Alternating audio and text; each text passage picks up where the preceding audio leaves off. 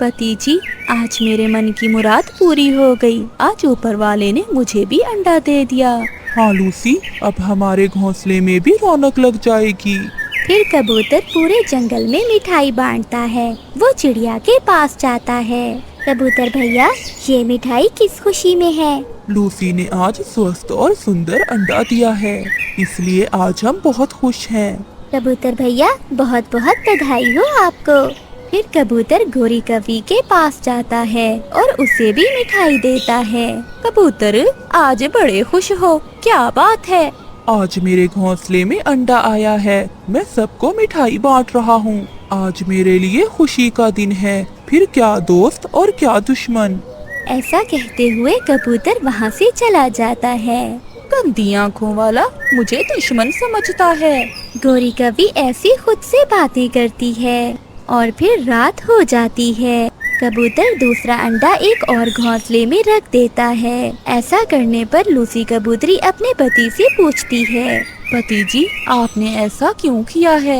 इस जंगल में सभी दोस्त नहीं हैं, बल्कि दुश्मन भी हैं। मैं नहीं चाहता कि रात को कोई हमारे अंडे को नुकसान पहुंचाए।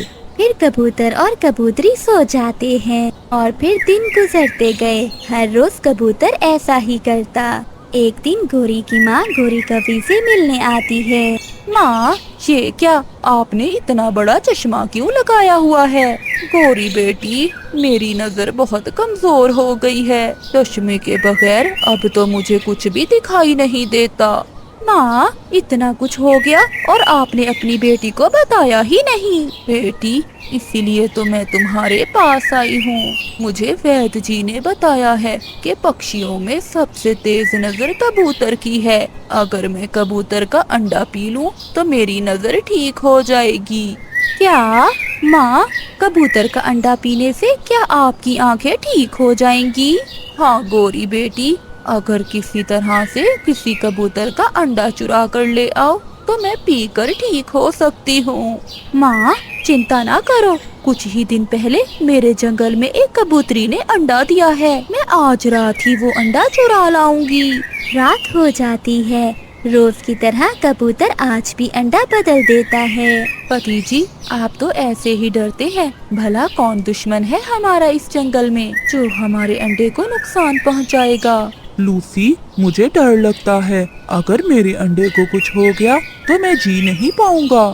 कालू कौवा भी आ गया था। गोरी कवि कालू कौवे को सारी बात बताती है। अगर अंडा पीने से सासू माँ की आंखें ठीक हो जाएंगी तो चलो गोरी, हम अभी कबूतर का अंडा चुरा कर ले आते हैं। फिर गोरी कवि और उसका पति कालू कौवा दोनों वहाँ से निकलते हैं।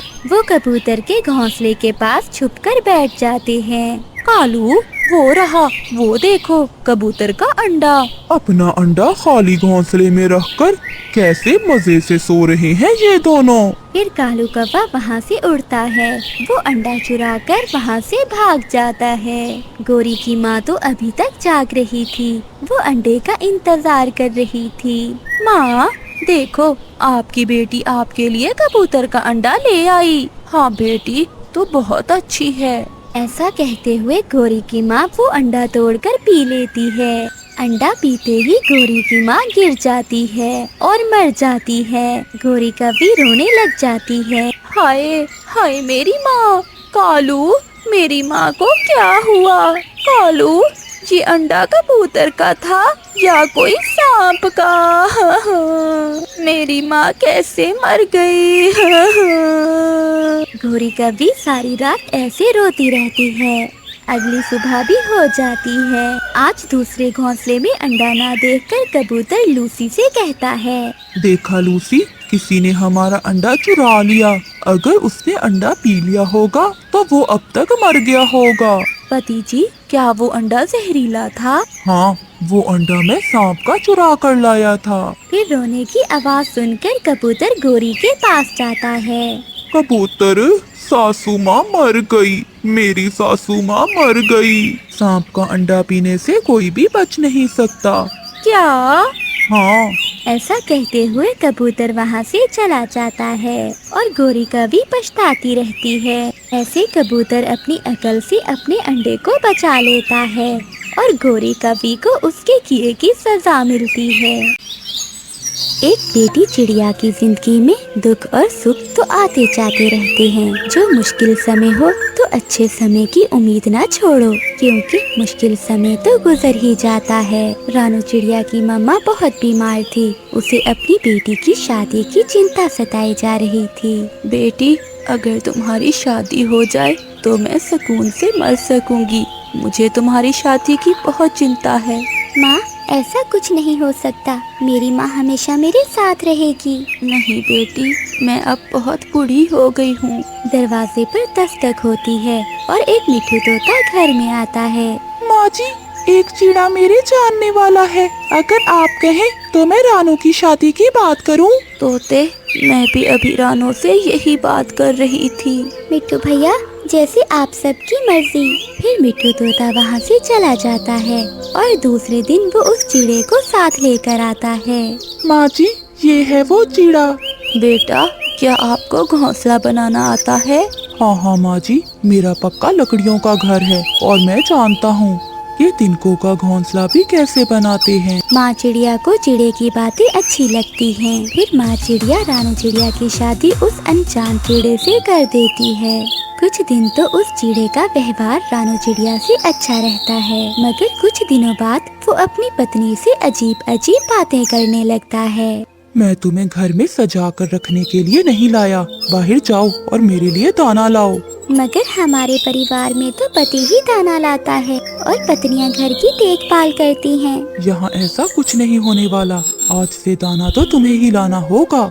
ऐसा कहते हुए रानू चिड़िया का पति सो जाता है। थोड़ी देर बाद रानू चिड़िया उड़ती है और दाना लेने चली जाती है। चिड़िया, तेरी शादी क्या उस आवारा चिड़े से हुई है? गोरी बहन, मैं नहीं जानती वो कैसे हैं। अब जैसे भी हो, वो तो मेरे पति हैं।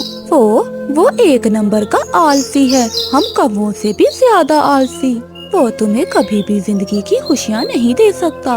उदास होकर रानू चिड़िया दाना लेकर घर चली जाती है। फिर उस दिन के बाद से रानू चिड़िया ही दाना लाने लगी और रानू का पति सारा सारा दिन सोया रहता या फिर अपने आवारा दोस्त कौवों के साथ बैठा रहता। सुनिए, आप मेरे साथ चलें। मैं अंडा देने वाली हूँ। मुझे अपने घोंसले के लिए नरम कपास की जरूरत है।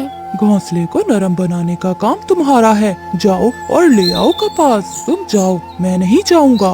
फिर रानू चिड़िया खुद ही कपास लेने चली जाती है। जब चिड़िया कपास इकट्ठी कर लेती है तो उसके दिल में अपनी माँ से मिलने का ख्याल आता है और वो अपनी माँ से मिलने के लिए चली जाती है। मगर वहाँ तो रानू की माँ के घोंसले में तोता बैठा हुआ था। तोते भाई, मेरी माँ कहाँ है? रानू, तुम्हारी माँ तो तुम्हारी शादी के दूसरे दिन ही मर गई थी। ये सुनकर रानू चिड़िया रोने लग जाती। में हम सुकून से बिरयानी बेच सकेंगे और अगर अच्छी दुकान होगी तो बहुत ज्यादा पक्षी आया करेंगे उधर भी।